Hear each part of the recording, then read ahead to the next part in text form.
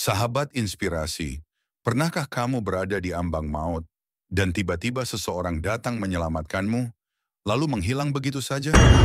Rasanya seperti mimpi. Tapi bagaimana jika setelah kamu mencarinya, kamu justru menemukan bahwa orang itu sudah meninggal setahun yang lalu?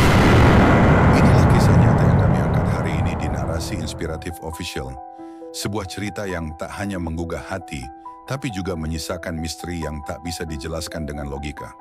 Judul cerita ini, Dia Menyelamatkanku dari Kecelakaan. Ternyata dia sudah meninggal setahun lalu. Kisah tentang penolong gaib, roh penasaran, dan makna hidup yang bisa hadir dari dunia yang tak kasat mata. Dimas, seorang pria muda yang hidupnya biasa-biasa saja, tak pernah percaya pada hal mistis. Baginya, semua bisa dijelaskan lewat akal sehat. Namun satu kejadian di sebuah tikungan gelap mengubah seluruh pandangannya. Dalam sepersekian detik sebelum maut menjemput, seorang pengendara motor menariknya dari bahaya, menyelamatkan nyawanya dari kecelakaan tragis. Tapi begitu ia menoleh untuk mengucapkan terima kasih, pria itu sudah tak ada. Tak berhenti di situ. Saat Dimas mencoba mencari tahu siapa yang menyelamatkannya, ia justru mendengar kabar yang tak masuk akal. Sosok penolong itu sudah lama meninggal di tempat yang sama dalam kecelakaan serupa. Bagaimana mungkin seseorang yang telah tiada bisa hadir kembali untuk menyelamatkan nyawa orang lain? Apakah ini hanya kebetulan atau ada pesan yang lebih besar di balik semua ini? Cerita ini bukan hanya tentang kejadian tak masuk akal. Ini adalah kisah tentang kebaikan yang tak mengenal batas waktu, tentang jiwa yang belum selesai menunaikan misinya, dan tentang seseorang yang percaya bahwa hidupnya berubah bukan karena keberuntungan, tapi karena ada yang ingin dia tetap hidup untuk alasan yang belum ia mengerti. Di Narasi Inspiratif Official, kami percaya bahwa setiap kisah punya makna, dan kisah ini mungkin akan mengubah caramu melihat dunia. Tetap bersama kami dalam 12 bagian cerita penuh haru, misteri, dan inspirasi ini. Sahabat inspirasi, jika cerita seperti ini menyentuh hatimu, bantu kami menyebarkannya lebih luas. Jangan lupa untuk like, tulis pendapatmu di kolom komentar, share ke teman-temanmu, dan subscribe agar kamu tidak ketinggalan kelanjutannya. Kisah ini baru dimulai, dan siapa tahu, kamu pun pernah ditolong oleh seseorang yang sebenarnya sudah pergi lama. Dimas tak pernah mengira bahwa hidupnya akan berubah sejak ia memutuskan pindah ke kota kecil di Jawa Barat. Semula, ia hanya ingin menyegarkan hidup, menghindari keramaian Jakarta yang menyesakkan, dan pekerjaan yang tak lagi memberinya ruang bernapas. Usianya baru 27 tahun, tapi kepalanya sudah penuh beban seolah hidup tak sabar menjadikannya tua. Pekerjaan barunya tak begitu berat, administrasi kantor untuk perusahaan logistik lokal. Ia tinggal di sebuah rumah kontrakan sederhana, tak jauh dari jalan utama yang sering dilewati truk-truk besar. Setiap pagi, ia berangkat kerja dengan motor bebek warisan ayahnya, melintasi sawah, tikungan, dan jalan menurun yang sepi dari lampu penerangan. Jalan itu terlihat biasa saat siang, tapi berubah menyeramkan saat malam tiba. Sunyi, gelap, dan terasa seperti menyimpan cerita-cerita yang enggan diungkapkan. Hari-hari Dimas berjalan monoton. Ia belum punya banyak teman di kota barunya. Hanya rekan kerja dan 1-2 tukang warung yang hafal wajahnya. Tak ada yang istimewa. Ia hanya ingin menjalani hidup sederhana, bekerja, menabung, dan mungkin suatu hari kembali ke kota besar dengan tabungan yang cukup untuk memulai sesuatu yang lebih berarti. Namun diam-diam, ada satu hal yang mulai mengganggunya. Setiap kali ia melintasi tikungan curam di jalan utama menuju kantornya, ia merasa seperti diperhatikan. Bukan perasaan takut, lebih seperti dorongan halus untuk berhati-hati. Beberapa kali ia melihat bekas tabrakan di pinggir jalan, spion patah, pot bunga yang rusak, dan bahkan sesekali foto kecil yang diletakkan diam-diam di bawah pohon. Malam itu, seperti biasa, Dimas pulang lembur. Hujan rintik mulai turun sejak sore. Jalanan basah dan kabut tipis mulai turun dari perbukitan. Ia mempercepat laju motor karena tubuhnya mulai menggigil. Saat melintasi tikungan itu, ia melihat genangan air dan bayangan pepohonan yang meliuk di tengah kabut. Dimas tahu ia harus pelan, tapi rem motornya terasa lebih licin dari biasanya. Dan di saat itulah, semuanya terjadi begitu cepat. Dari arah berlawanan, sebuah truk besar melaju. Dimas kehilangan kendali. Ban motornya terpeleset dan tubuhnya miring ke arah jalan. Dalam sepersekian detik, jantungnya seperti berhenti berdetak. Ia siap menerima dampaknya. Namun tiba-tiba, sepasang tangan kuat menarik tubuhnya ke pinggir jalan. Ia terlempar, tapi jauh dari jalur truk. Tubuhnya menggigil, ia tak bisa berpikir. Detik berikutnya, suara truk itu berlalu dengan raungan yang memekakan telinga.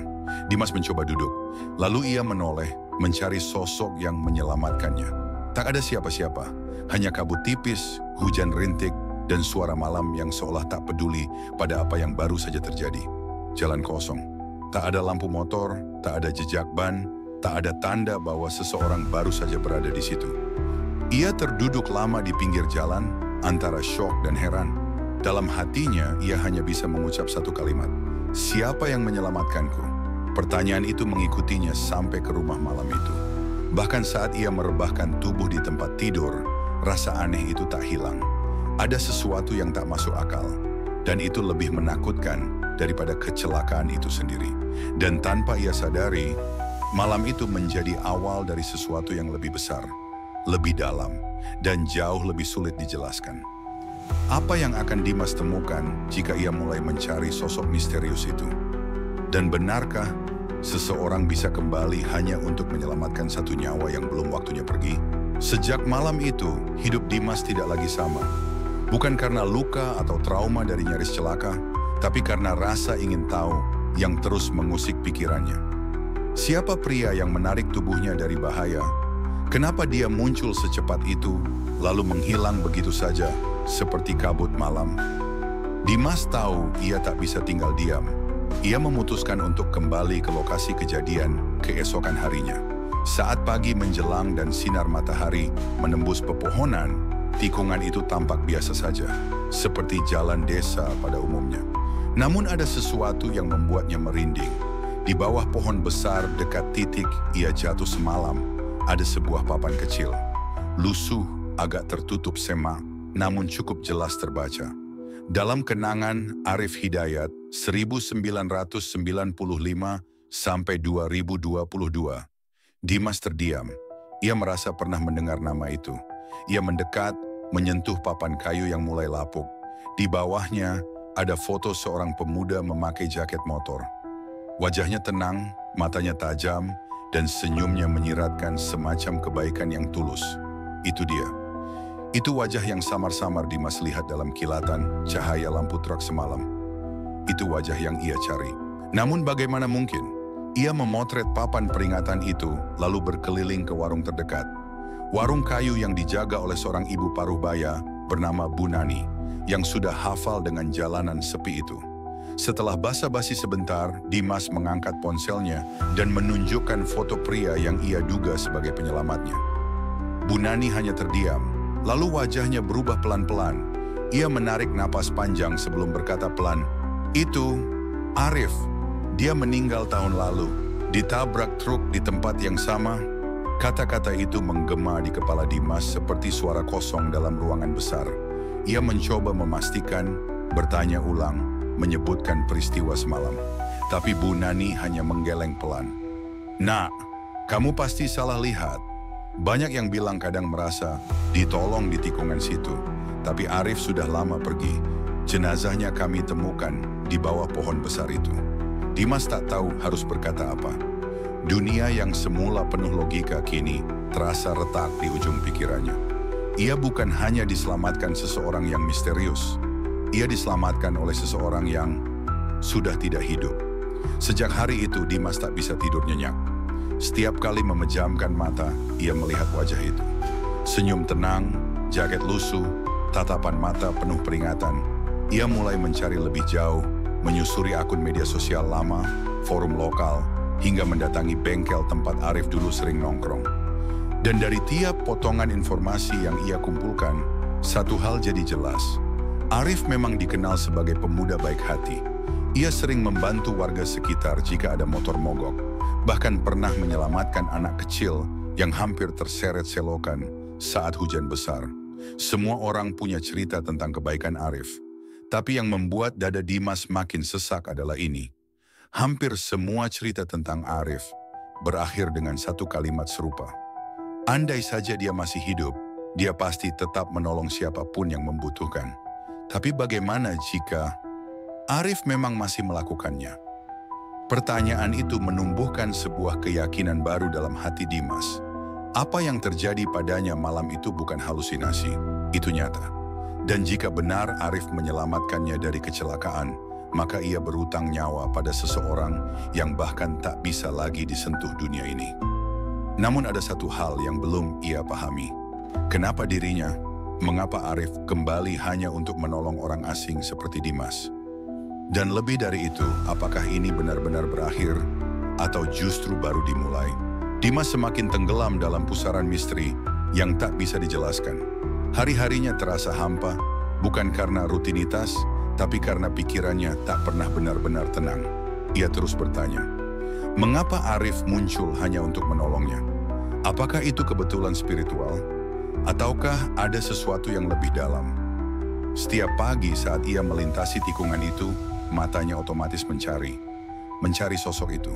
Mencari tanda bahwa kejadian malam itu bukan sekadar halusinasi akibat kelelahan dan gelap. Tapi jalan itu selalu sunyi, seperti tak pernah menyimpan rahasia. Tak cukup sampai di situ, Dimas mencoba mendekati keluarga Arif. Lewat petunjuk dari warga dan media sosial, ia akhirnya menemukan rumah orang tua Arif. Sebuah rumah sederhana dengan taman kecil di depannya. Ia datang tanpa janji, membawa bingkisan kecil sebagai tanda hormat. Di sanalah ia bertemu dengan Pak Rahman, ayah Arif. Wajah lelaki tua itu tampak ramah, tapi penuh keriput duka yang belum benar-benar reda. Dimas tak langsung bercerita. Ia hanya bilang bahwa ia pernah mendengar banyak kebaikan tentang Arif dan ingin tahu lebih banyak tentangnya. Pak Rahman menjawab dengan nada pelan, seolah setiap kata harus melewati dinding kehilangan. Arif anak yang terlalu baik untuk dunia ini, kata Pak Rahman. Kalau ada orang susah, dia bantu. Kalau ada yang kecelakaan, dia selalu yang pertama datang. Saya masih sering berharap, andai waktu itu dia nunggu 5 menit saja di rumah. Dimas menahan napas. Ia ingin menceritakan tentang malam itu, tentang bagaimana Arif menyelamatkannya, tapi suara itu tercekat. Ia belum siap menghadapi reaksi orang tua yang mungkin menganggapnya gila. Namun benaknya makin dipenuhi hal-hal aneh. Ia mulai mengalami mimpi berulang. Arif berdiri di pinggir jalan, memandangi truk yang mendekat, lalu berbalik ke arah Dimas dan tersenyum. Mimpi itu selalu sama, dan selalu berhenti tepat sebelum truk itu tiba, seperti potongan film yang tak pernah selesai. Lambat laun Dimas menjadi lebih tertutup. Rekan-rekan kerja mulai menyadari perubahan sikapnya. Ia jadi sering termenung, gampang terkejut, dan sesekali bicara sendiri. Ia bahkan pernah melamun saat membawa motor dan hampir keluar jalur, lagi-lagi di tikungan yang sama. Semua ini membuatnya bertanya, apakah ia mulai kehilangan akal sehat? Ataukah memang ada sesuatu yang sedang menuntunnya ke arah tertentu? Dalam keputusasaan, ia mendatangi seorang tokoh spiritual lokal. Seorang pria tua yang dikenal sering membantu orang-orang dengan pengalaman yang tak bisa dijelaskan. Dimas menceritakan semua hal tanpa menahan, dan sang tokoh spiritual hanya mendengarkan tanpa menyela. Akhirnya, pria itu berkata, ada jiwa-jiwa yang belum selesai tugasnya di dunia. Bukan karena mereka tak bisa pergi, tapi karena mereka memilih untuk tinggal sampai sesuatu terpenuhi. Mungkin kamu adalah bagian dari itu. Kata-kata itu membekas. Jika benar, apa yang harus ia lakukan? Apa misi yang belum selesai? Dan mengapa harus dirinya? Konflik dalam batinnya tak lagi tentang percaya atau tidak percaya, tapi tentang bagaimana menjalani hari-hari ketika dunia nyata tak lagi terasa nyata. Ketika logika tak cukup menjelaskan apa yang ia alami. Dimas kini berada di persimpangan. Ia bisa mengabaikan semua ini dan menganggapnya sebagai mimpi buruk. Atau ia bisa terus mencari, walau itu berarti masuk lebih dalam ke dunia yang tak bisa disentuh dengan akal sehat. Dan satu suara dalam hatinya, sepelan bisikan, mengatakan, kamu belum selesai. Kalimat itu terus terngiang di kepala Dimas, seperti gema dari tempat yang tak kasat mata. Ia tidak lagi hanya merasa penasaran atau takut, Kini ia merasa terikat, seolah ada tali halus yang tak terlihat, menariknya untuk terus melangkah, semakin dalam ke cerita yang belum rampung. Dan malam itu, semuanya berubah. Dimas tertidur dengan gelisah. Tubuhnya lelah, tapi pikirannya tetap menyala. Ia tidak berharap apa-apa, tidak berdoa agar bermimpi apapun. Tapi entah bagaimana, mimpi itu datang lagi. Sama seperti sebelumnya. Tikungan sepi, jalan lengang, sosok Arif berdiri diam. Tapi kali ini berbeda. Truk yang biasanya hanya menjadi bayangan, kini datang mendekat dengan suara yang sangat nyata.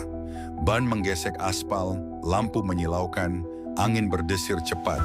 Dimas ingin berteriak, ingin memperingatkan Arif, tapi suaranya tak keluar. Namun Arif berbalik, tatapannya tenang. Ia menatap Dimas lurus-lurus dan kali ini ia berbicara. Suaranya pelan, tapi terdengar jelas. "Tolong bantu aku, selesaikan yang belum aku lakukan." Truk itu mendekat dan sekejap sebelum menghantam, semuanya jadi gelap. Dimas terbangun dengan napas memburu, tubuhnya basah oleh keringat. Tapi rasa takut itu segera tergantikan oleh sesuatu yang lain, sebuah tekad baru. Mimpi itu bukan hanya pengulangan, itu pesan. Dan untuk pertama kalinya, Dimas merasa tahu apa yang harus ia lakukan. Ia kembali ke rumah Arif keesokan harinya. Kali ini dengan keberanian yang cukup untuk jujur, ia menceritakan semua yang dialaminya pada Pak Rahman dan istrinya, tentang malam kecelakaan, tentang sosok Arif yang menyelamatkannya, tentang mimpi-mimpinya yang terus berulang. Mereka terdiam lama, air mata menetes tanpa suara di pipi Ibu Arif, sementara Pak Rahman mengepalkan tangan di lututnya. Tapi tak satu pun dari mereka menertawakannya, tak satu pun menganggapnya gila, justru sebaliknya. Dengan suara lirih Pak Rahman berkata, beberapa hari sebelum kecelakaan, Arif sempat bilang, dia merasa waktunya di dunia ini sudah nggak lama, tapi dia masih merasa ada sesuatu yang belum selesai. Mereka pun menceritakan satu hal yang belum pernah Dimas dengar. Arif dulu sedang menggalang dana untuk memperbaiki jembatan kecil di desa sebelah. Jembatan itu sering dilalui anak sekolah dan warga, tapi sudah hampir roboh. Arif sempat bilang bahwa jika jembatan itu tidak segera dibenahi, bisa ada yang jatuh atau lebih buruk. Tapi kecelakaan itu datang lebih dulu. Dan sejak saat itu, proyek kecil Arif itu hilang begitu saja. Tak ada yang melanjutkan, tak ada yang tahu caranya. Semua mengira itu hanya niat baik yang tak sempat terlaksana. Kini, Dimas mengerti. Bukan hanya untuk berterima kasih, bukan hanya untuk membuktikan bahwa yang ia alami nyata. Tapi mungkin, memang ia dihidupkan kembali agar bisa melanjutkan langkah yang belum tuntas. Bukan sebagai balas budi, tapi sebagai rasa hormat kepada seseorang yang bahkan setelah meninggal tetap ingin melindungi orang lain. Namun ini bukan keputusan yang mudah. Ia harus meyakinkan orang, mencari dana, dan menempuh jalur yang mungkin penuh rintangan. Tapi Dimas sudah tidak ragu lagi. Ia memilih untuk percaya pada mimpi, pada pesan, dan pada niat baik yang tak akan mati. Di malam itu juga, ia duduk sendirian di kamar, menatap langit-langit, dan berbisik pelan. "Tenang Rif, aku ngerti sekarang. Aku bakal terusin." Dan untuk pertama kalinya sejak semua ini dimulai, Dimas merasa ringan. Seolah ada angin lembut yang mengusap punggungnya. Seolah ada sosok yang berdiri di balik gelap, mengangguk, dan tersenyum. Ketika sebuah kehidupan berakhir, kita sering berpikir segalanya ikut selesai. Namun Dimas mulai memahami, ada niat baik yang tak bisa dikuburkan, karena semesta selalu punya caranya sendiri untuk memastikan kebaikan itu sampai tujuan. Hari-hari setelah mimpi terakhir itu menjadi awal baru bagi Dimas. Ia bukan lagi hanya seorang korban selamat yang dihantui rasa ingin tahu, tapi seorang penerus misi. Misi yang bahkan tak pernah ia sadari pentingnya, hingga ia dihidupkan kembali oleh seorang yang telah tiada. Ia mulai dengan hal paling sederhana, mencari tahu tentang jembatan yang disebut oleh keluarga Arif. Ternyata benar adanya. Di desa kecil tak jauh dari kota, ada sebuah jembatan kayu tua yang menghubungkan jalan utama ke sekolah dasar dan beberapa rumah warga. Jembatan itu sempit, lapuk, dan sudah lama tak disentuh pembangunan. Warga mengaku sudah sering mengusulkan renovasi, tapi tak pernah ada tanggapan serius. Beberapa anak pernah terpeleset ketika hujan, dan tak sedikit orang tua yang memutar jauh hanya untuk menghindarinya.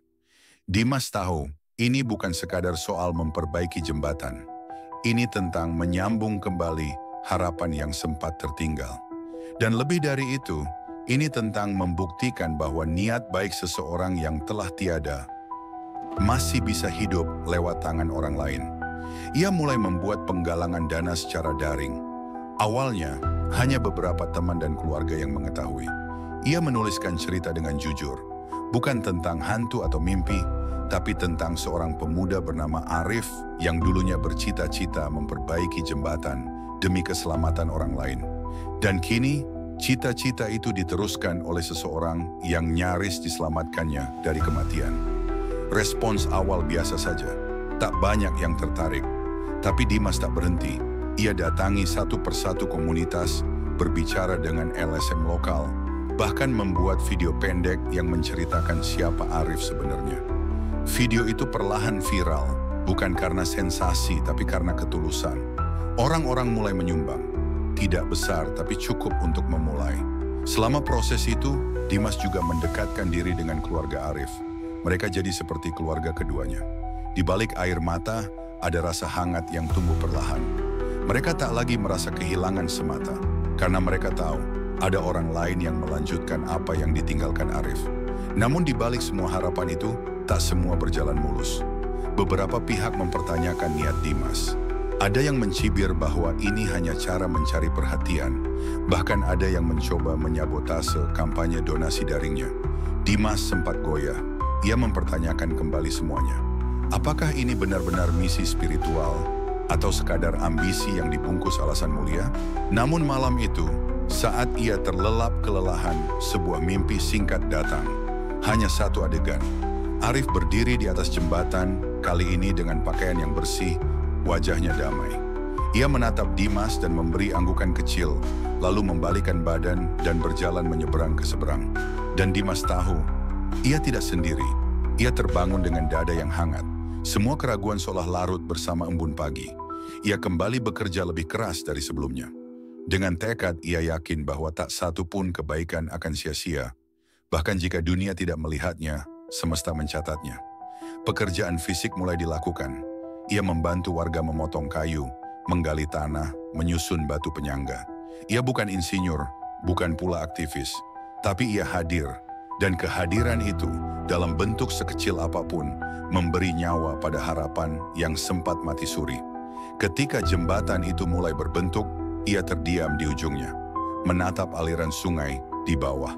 Mengingat malam itu, jalan gelap itu, dan sosok itu, ia sadar hidupnya telah berubah total sejak detik Arif menolongnya.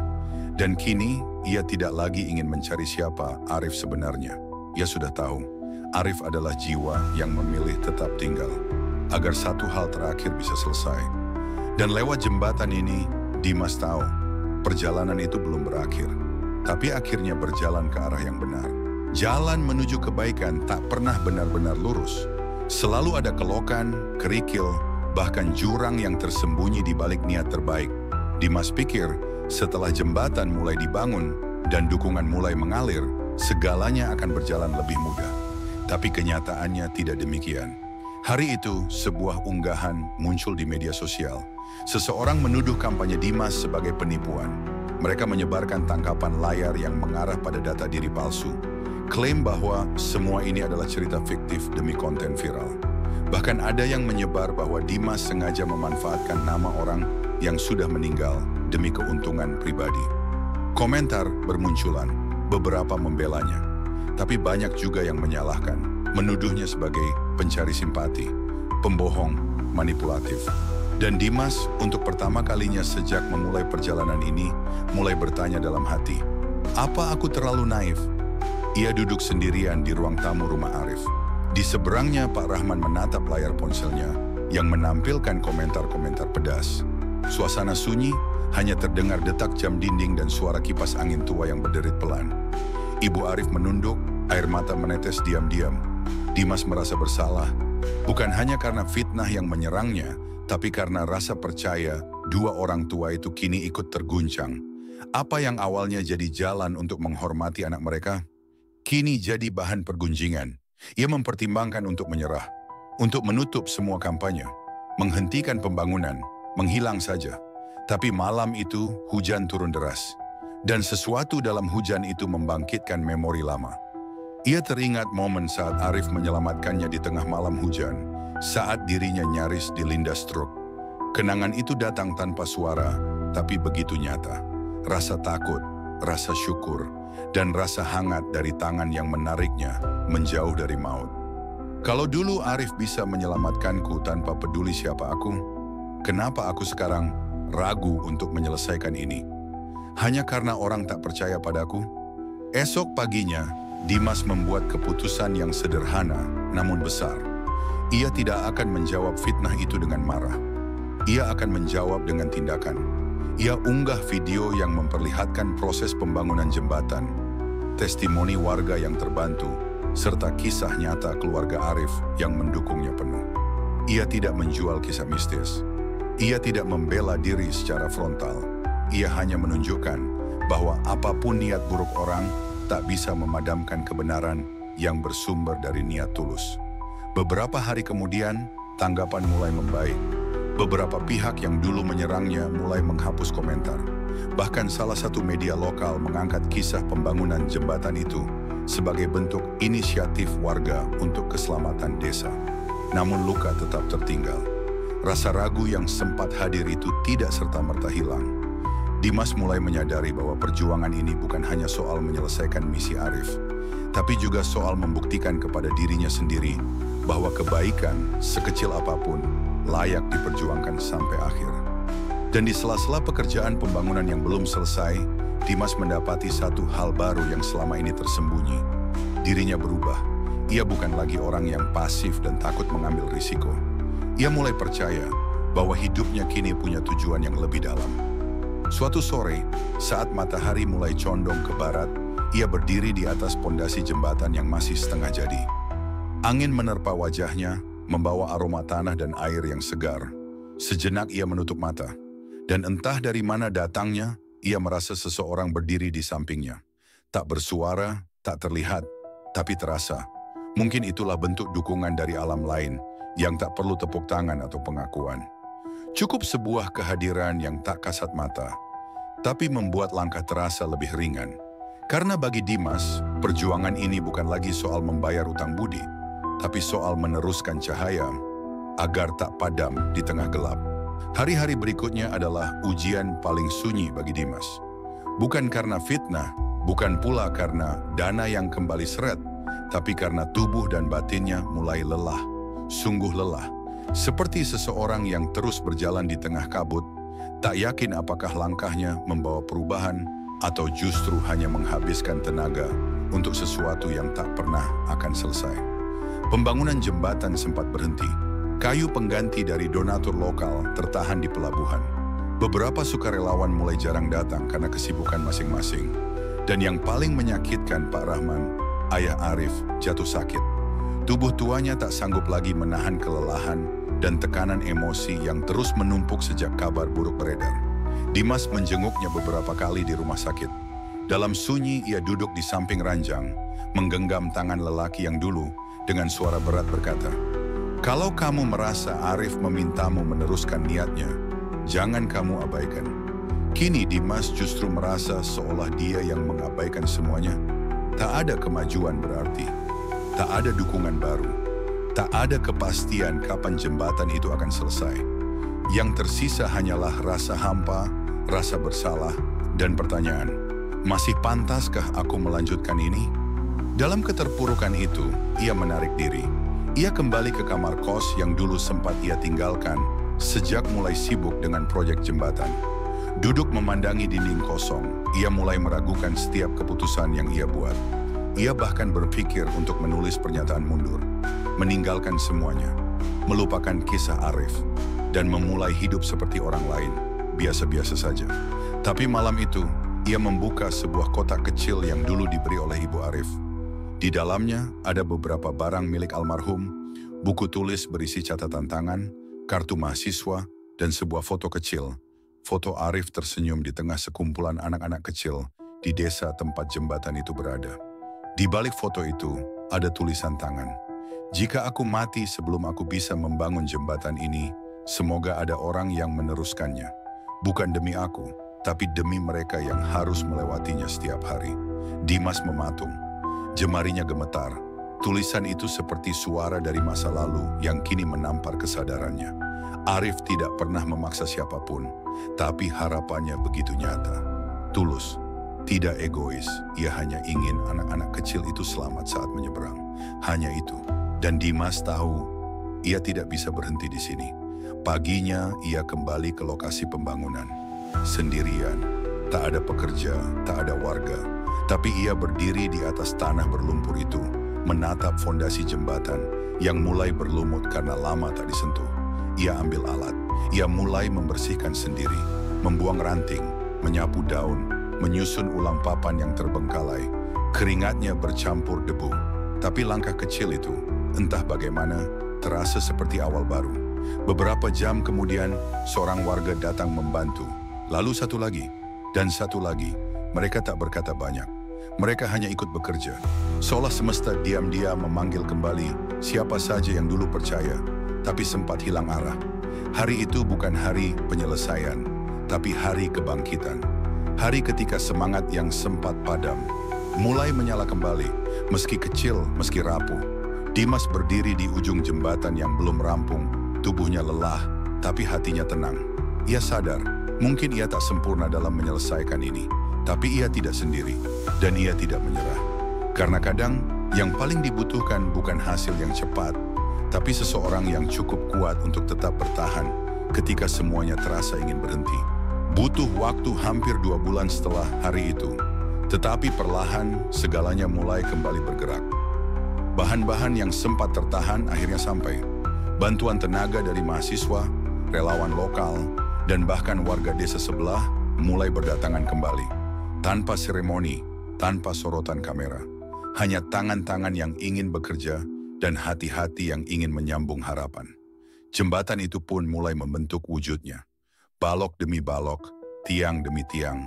Seolah membangun bukan hanya struktur kayu, tapi juga semangat bersama yang sempat retak. Dimas hampir tak percaya ketika suatu pagi, dia berdiri di atas rangka jembatan yang kini menyatu dari ujung ke ujung. Masih belum sempurna, tapi sudah bisa dilalui. Untuk pertama kalinya, ia melihat seorang anak kecil menyeberang tanpa harus melepas sepatu dan menggulung celana. Tidak lagi perlu menantang arus deras atau menggenggam tangan orang dewasa untuk melompati batu-batu licin. Anak itu berlari kecil, melambai ke arah Dimas, lalu menghilang di balik semak menuju sekolah. Air mata Dimas jatuh begitu saja, bukan karena lelah, bukan karena bangga, tapi karena perasaan yang begitu dalam. Ia berhasil meneruskan sesuatu yang seharusnya tak selesai dengan kematian. Di sore hari yang sama, keluarga Arif datang ke lokasi. Pak Rahman yang sudah sedikit pulih, duduk di kursi bambu, memandangi jembatan itu dalam diam. Ibu Arif menggenggam tangan Dimas begitu lama, seakan kata-kata tidak cukup untuk mewakili rasa terima kasihnya. Malamnya, warga mengadakan syukuran sederhana. Di bawah cahaya lampu petromax dan obor, mereka makan bersama di tepi jembatan. Tidak ada pidato, tidak ada sambutan resmi. Tapi semua orang tahu, malam itu bukan sekadar merayakan selesainya proyek fisik. Mereka sedang mengenang seseorang. Seseorang yang sudah tidak ada secara fisik, tapi hadir dalam semangat setiap papan kayu yang dipasang. Arif, namanya diucapkan dalam doa, dikenang dalam cerita. Bahkan beberapa anak kecil bertanya kepada orang tuanya, siapa itu Kak Arif? Pertanyaan yang menjadi bukti bahwa warisan seseorang bukan diukur dari umur atau jabatan, tapi dari niat baik yang dilanjutkan oleh orang lain. Dan Dimas, untuk pertama kalinya sejak kejadian itu, ia bermimpi. Dalam mimpinya, ia berada di jembatan yang sama. Tapi malam, kabut tipis menutupi pandangan. Lalu, dari seberang, seorang pemuda datang berjalan pelan. Senyumnya teduh, tangannya terulur. Dimas ingin bertanya banyak hal, tapi pemuda itu hanya berkata satu hal, tak bersuara, hanya lewat tatapan.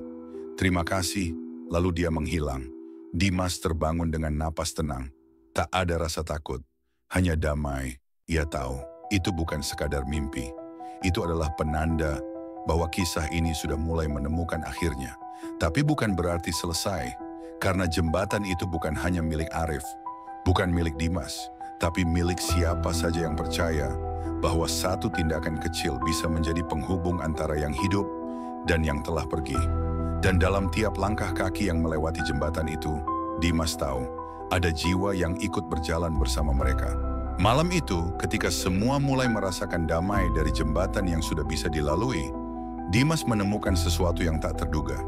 Di antara papan-papan kayu yang tersusun rapi, ada sebuah amplop tua, tersembunyi di bawah salah satu balok.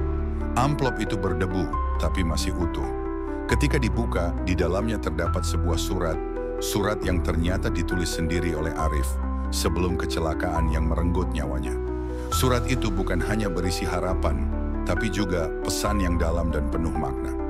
Arif menulis bahwa hidup adalah tentang memberi, walau terkadang hal itu tidak terlihat atau diakui oleh dunia. Ia berpesan agar jembatan itu bukan hanya menjadi penghubung fisik, tapi juga pengingat akan arti keberanian, pengorbanan, dan cinta yang tulus. Dimas membaca surat itu berulang kali, seolah menemukan kekuatan baru di setiap kalimat. Ia menyadari, selama ini perjuangannya bukan sekadar memenuhi janji, tapi menyalakan api yang bisa menyinari lebih banyak jiwa yang kehilangan arah. Keesokan harinya Dimas duduk di tepi jembatan sambil menatap aliran sungai yang tenang. Ia merasa seperti ada keajaiban yang hadir di ujung jalan panjang ini. Keajaiban yang bukan hanya soal jembatan, tapi juga tentang bagaimana kisah sederhana bisa mengubah banyak hati. Di tengah kesunyian itu, seorang warga datang menghampiri. Dia membawa sebatang bunga dan meletakkannya di pangkal jembatan. "Ini untuk Arif," katanya pelan, "dan untuk semua yang percaya." Momen itu menguatkan Dimas, bahwa keajaiban sejati bukan hanya datang dari hal-hal besar, tapi dari ketulusan yang terus-menerus dipelihara, dari langkah kecil yang tak pernah berhenti. Ia tahu perjalanan ini belum selesai, tapi ia siap melanjutkan. Dengan semangat yang kini tak tergoyahkan, dan hati yang penuh kedamaian. Karena kisah ini mengajarkan bahwa, terkadang, orang yang sudah tiada masih bisa menjadi penolong terbaik kita, dengan cara yang paling misterius dan indah. Dan disitulah, di ujung jalan itu, Dimas menemukan jawaban yang selama ini ia cari. Bahwa hidup, meski penuh dengan ketidakpastian, selalu memberikan keajaiban bagi mereka yang mau bertahan dan percaya. Malam itu, setelah syukuran dan tawa yang mengisi udara di sekitar jembatan, Dimas duduk sendiri di sebuah bangku kayu yang menghadap ke sungai. Angin malam membelai wajahnya lembut, membawa aroma tanah basah dan daun-daun yang berguguran. Ia menatap jembatan yang kini berdiri kokoh, menghubungkan dua sisi desa yang selama ini terpisah. Perasaan campur aduk mengalir dalam dadanya. Ada lega yang dalam karena akhirnya mimpi Arif terwujud. Ada kebahagiaan karena dirinya mampu meneruskan niat baik yang teramat tulus itu. Namun ada pula rasa haru yang sulit diungkapkan, karena perjuangan ini bukan akhir, melainkan awal dari sesuatu yang lebih besar. Dimas menyadari bahwa warisan Arif bukan sekadar sebuah jembatan. Warisan itu adalah pelajaran hidup tentang ketulusan, keberanian, dan harapan. Pelajaran yang kini menjadi bagian dari dirinya dan yang akan terus ia bawa kemanapun langkahnya membawanya. Ia tahu, jalan di depan masih penuh tantangan, masih ada banyak hal yang harus diperbaiki, banyak cerita yang belum selesai diceritakan. Tapi yang terpenting adalah semangat itu tetap menyala, seperti lentera yang tak pernah padam meski diterpa angin kencang. Dalam hati, Dimas berjanji untuk terus menjaga warisan ini, tidak hanya secara fisik, tapi juga secara spiritual, agar kisah Arif dan perjuangannya menjadi inspirasi bagi banyak orang yang sedang berjuang dalam kehidupan mereka masing-masing. Ia juga bertekad untuk berbagi cerita ini lebih luas lagi, supaya tidak hanya menjadi kenangan pribadi, tapi menjadi sumber inspirasi yang dapat menguatkan siapa saja yang merasa lelah, ragu, atau putus asa. Dimas membuka ponselnya, mulai menulis catatan tentang perjalanan ini. Tentang bagaimana satu peristiwa kecil bisa mengubah hidup seseorang, dan bagaimana keberanian untuk bertahan bisa membawa keajaiban yang tak terduga. Dengan suara hati yang penuh rasa syukur, ia menatap langit malam yang bertabur bintang, dan berkata dalam diam, "Terima kasih Arif, karena kau, aku belajar bahwa hidup ini bukan soal berapa lama kita hidup, tapi seberapa besar kita memberi makna bagi orang lain." Dan dengan langkah baru, Dimas melangkah keluar dari bayang-bayang masa lalu, menuju masa depan yang penuh harapan, membawa warisan yang tak lekang oleh waktu. Sebuah warisan yang akan terus hidup dalam setiap cerita yang ia bagikan, dalam setiap hati yang tersentuh. Dalam setiap langkah kehidupan, terkadang kita bertemu dengan sosok yang hadir tak hanya sebagai penolong, tapi juga sebagai pengingat akan arti sebuah keberanian dan ketulusan. Kisah ini mengajarkan kita bahwa meskipun seseorang telah tiada, jejak kebaikan dan semangatnya dapat terus hidup, menginspirasi dan menyentuh hati banyak orang. Dia menyelamatkanku dari kecelakaan. Ternyata dia sudah meninggal setahun lalu, bukan sekadar cerita mistis tentang penolong gaib atau roh penasaran. Ia adalah kisah tentang bagaimana cinta dan harapan mampu melampaui batas waktu dan ruang. Tentang bagaimana satu tindakan kecil dapat membawa perubahan besar, dan tentang bagaimana kita semua bisa menjadi jembatan untuk menyambung kebaikan, meski dunia kadang terlihat gelap dan penuh ketidakpastian. Sahabat inspirasi, setelah menyelami perjalanan Dimas dan warisan Arif, saya ingin mengajak Anda untuk merenungkan. Pernahkah Anda merasakan pertolongan yang datang dari tempat atau waktu yang tak terduga? Bagaimana kisah tersebut mengubah pandangan Anda tentang hidup dan kematian? Jangan lupa untuk meninggalkan komentar di bawah. Bagikan pengalaman atau pendapat Anda, serta beri like jika cerita ini menyentuh hati Anda.